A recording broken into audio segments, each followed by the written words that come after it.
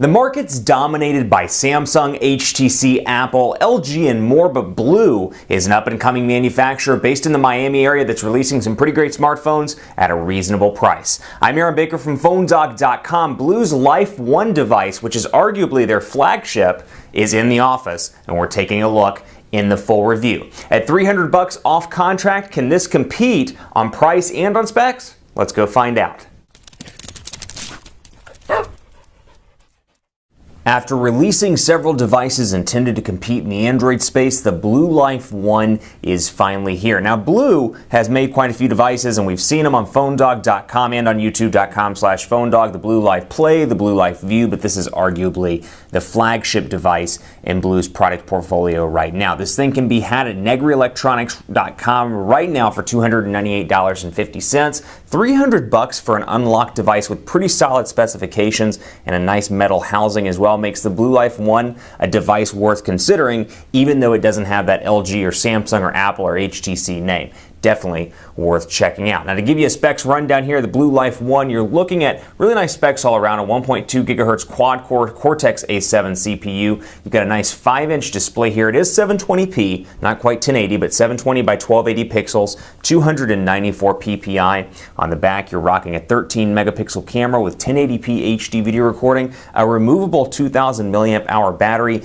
Android 4.2 Jelly Bean with some minor customizations, which we'll talk about in the full review, front-facing camera, and more. And I should point out, the front-facing camera itself is a nice camera, 5 megapixel camera on the front. This thing comes in at a really nice size, about 145 grams, 5.11 ounces, and 0.35 inches thick. So really a nice unit all around and very thin, and the metal on the sides looks nice. Speaking of the sides, let's take a look here. On the housing side, left spine, you get your volume rocker. Right side, you get your power button. Up top, 3.5 millimeter headphone jack. Down here at the bottom, micro USB charging port and microphone. Kind of a similar design here to another manufacturer with the way that they've got the metal around the edges with the brakes for the antenna. And then on the back, yes, it is plastic, but this does come with a case out of the box. And again, keeping in mind what you get for the money, the bang for the buck here is really intense, like camping. Intense. Guy camping, get it? Ha! That's my bad joke of the day. Before I get too far, I want to thank our partners at Best Buy Mobile for giving us devices like the Blue Life One and other devices for use in our One Paw Bandit giveaway game. When you go into Best Buy Mobile, you'll walk out working. They'll make sure your email, your web, your contacts on whatever device you get set up and ready to go, so you don't have to waste the time doing it. It's part of their great walkout working program. And also take a look at this device at Negri Electronics. So let's jump right in and see what you get out of the box. You can see some minor customizations and changes. One of those, you may be thinking to yourself, how is this pink? This should be kind of stock Android blue. Well, I'll show you how that works. Settings in here, you can see all of your settings, wireless and networks, device, personal accounts, and more. And I can go in here and it does give me a level of customization to come in here and go to, for example, display, and I can come down and select my theme, and I've got a couple of different options to choose from. Green happens to be my favorite color, so I'll change it to green, and you can see that in place of raspberry, I've got the green option now, and everything is lighting up in green color. So again, Android 4.2 here, so you do have the joint notification bar area and the shortcuts here with quick access to airplane mode, battery life, Wi-Fi, Bluetooth, etc. And I can easily get to those by bringing down both fingers or pulling down with one finger and switching over right there. I also have quick access to my settings. The biggest downside I see after working with this device for a couple of days, you'll notice that this is the white device. You'll notice there are 3 capacitive buttons down here, but you may not see them because they're that hard to see. The backlight is white, or almost kind of a blue-white, if you will, and very hard to see up against the white backdrop of the device itself. That's the biggest challenge I've had. Otherwise, pretty smooth and quick all around. Let's take a look at PhoneDog.com here, and you can see 5-inch display here. Again, keeping in mind 720p, so you're not rocking a 1080p HD display, but you are rocking a really nice unit here. 5 inches, I think, for a lot of people, a great balance between too small, people complaining about 4 to 4.3 inches, and too large, those people that don't want to carry 5.7, 5.5, 6.44 on the Sony Xperia Z Ultra. By the way, I'm not quite sure why it's doing that. I did select it to stay on for 30 minutes, but it still seems to be dimming at opportunities that it can. So PhoneDog.com loaded up right now. Portrait to landscape, nice and fast on this device, little to no lag, but you can see it exudes a premium quality feel all around. One thing I really like about this device is the display, because from a content creation standpoint, 5 inches is a great sweet spot for watching YouTube videos, perhaps browsing the web, and something I do on a regular basis, read, be it reading news articles on the internet or reading ebooks it's a great display for that. And I love reading books. It's a huge thing for me, and I have some pull around these parts. So I've partnered with our partners at Audible. You can go to audible.com/PhoneDog and download an audiobook for free, and you can use it on your Android device with the Audible application. Now, Audible's awesome all around. They offer over 150,000 downloadable titles, and whether it's nonfiction, science fiction, or periodicals that you love, you can get your reading fix right here on your device itself. Earlier this morning, I was listening to The Litigators by John Grisham. I'm a huge John Grisham fan, and right now I have Hunger Games pulled up, as you see right here. But huge John Grisham fan. I love to see what's going on with Oscar Finley and Wally Figg in The Litigators. Awesome read all around. And for me, I have a 45-minute to about an hour and a half commute to my office, depending on how bad traffic is. So what I do, pop in an audiobook, plug it into that 3.5mm jack, plug it into my car, and listen through my speakers while I'm on the road. Super awesome all around, and it's all thanks to Audible right here on my Android device. Now again, you can go to audible.com/PhoneDog, download your own audiobook and take a listen. And a couple of my favorite features, you can come in here, for example, and this one is a big one for me. You know, everybody has different preferences when it comes to the reading styles and the speed in which people read. For me, 1.5 times the speed is the perfect speed of reading. So you can see 1.5 here. You can speed it up, you can slow it down, you can share with your friends via social media, email, Gmail, Google+, etc. And you can customize this and really make it your own audiobook experience, all thanks to Audible. Keeping up on that screen size trend, let's take a look at the keyboard on this device as well. And this is where you're going to see some of the customizations that Blue have made to this unit, or Blue has made rather, to this unit. You can see here typical Android keyboard, but you get an option for almost an emoji-like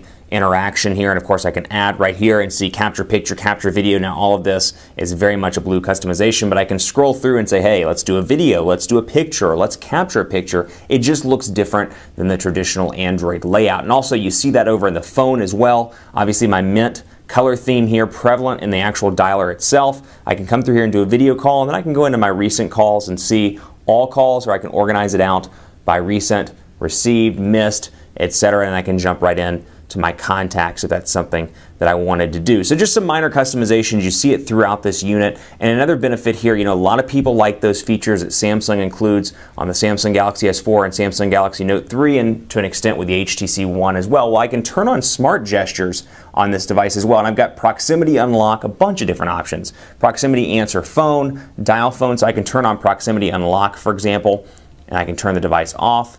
And when I turn it back on, I can wave over and it should unlock the device just like that. So you're getting these premium software experiences in a device that is under $300, which I like quite a bit, or $298.50 to be exact. You've got Notebook as well. This is something that I find particularly useful. I'm a huge note taker on my phone. Increasingly, these are becoming bigger and bigger parts of our lives, whether it's a grocery list or whether it's a to-do list for work. You've got the ability right out of the box. And not to say that you can't download this stuff from the Android store, from Google Play, I should say, but you got this out of the gate with this device. Also want to point this out as well, Quadrant Standard. Let's take a look at the overall speeds in this device and see how it performs in comparison to other high-end devices on the market, because this is packing pretty decent specs. You've got a nice 1.2 gigahertz quad-core CPU. You've got a pretty solid 5.7-inch display that's 720p. You've got a lot of different choices, or a lot of different software goodies and hardware goodies as well on this device. 16 gigabytes of internal storage.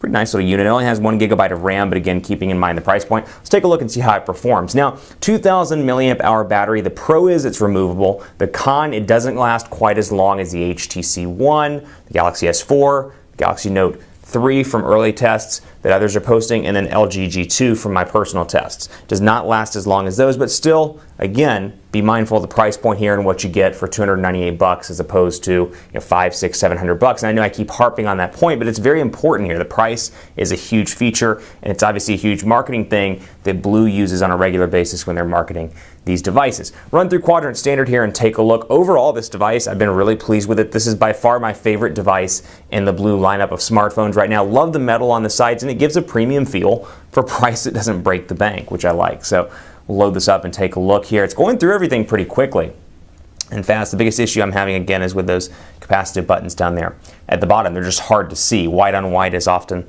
pretty hard to see. So we'll go down here and hit yes, and you can see 4,075 in Quadrant Standard, so a far cry from the 12 and 13,000 scores that we see on some of the high-end Android devices like the One, the Galaxy S4, etc., the G2. But keep in mind, what you're getting here. And also want to point out, take it with a grain of salt. It's not always indicative of day-to-day performance. Sometimes it's fast, haven't had any issues with it, but in comparison to the high-end, just spec for spec, it is a little bit different. So all around, very impressed with this device. You got your file manager as well. I can see my phone storage, and I can pull off the battery cover here and show you what's behind the scenes. Pull this off. And then you can see the dual SIM card slots. Now this is one other downside of this device. It does take mini SIM cards, not micro SIM cards, not nano SIM cards, mini SIM cards, which if you're wondering why I don't have one in the device right now, it's because I don't have an AT&T or T-Mobile unit that has a mini SIM card that I can put in it. You do get a micro SD card slot. Love the dual SIM capability. I think that's a great feature. Wish they were nano SIMs or micro SIMs as opposed to the older mini SIM. I think that might be an issue for some people, and granted you can pick up one at an AT&T store or a T-Mobile store, but it's going to be a little bit harder to switch from any device that's been made in recent, say year and a half. So that's something to be mindful of. Last but not least, the camera on this device. You've got a pretty solid 13 megapixel camera here. You've got Blue's little customization here at the beginning. I know. And let's jump into the camera and take a gander here. Again, green color scheme, very prevalent here. You can see HDR options, and I've got those just by swiping down. Panorama, got multi-angle view images, scene modes, and then I've got the ability to switch settings over here and access things like GPS location info, anti-flicker, and then within the pictures itself, the size of the pictures, the ISO, etc. over here in the settings, and I can switch quickly and easily between my camera and my camcorder as well. White balance right there, all these different options, auto capture when smiles detected, and then of course HDR as well. So pretty impressed with the camera on this device. We'll bring over the G2 quickly to take a look, and let's see how it looks on this. We'll go ahead and focus in on the T-Mobile logo here since this one just came in. Let's get it focused. There we go.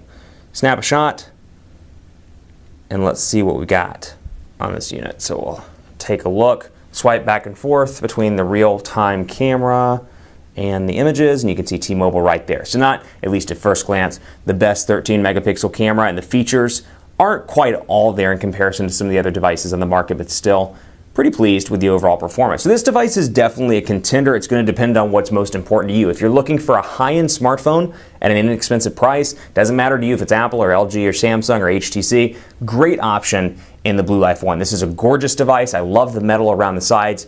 Best device I've seen from them to date. Really excited about their future as well. The downside may be 1 gigabyte of RAM instead of 2 gigabytes or even 3 gigabytes like the Note 3. It misses out on a couple of things, that 1080p HD displays and more, and some of the goodies you get in the software with Sense 5, with TouchWiz and more. But overall, really a nice device that's worth looking at if you want a replacement, maybe one for the weekend. You lost your phone, you don't want to spend $600. It's a great option and heavily worth considering. Keep it locked on PhoneDog.com for more on the Blue Life 1. I'm on Twitter at PhoneDog_Aaron and would love to hear from you as to your thoughts on this device. Let me know, or on Facebook at Facebook.com/Hi Aaron Baker. Thanks for watching. More to come on Blue's flagship Life 1 on PhoneDog.com. I'll see you next time.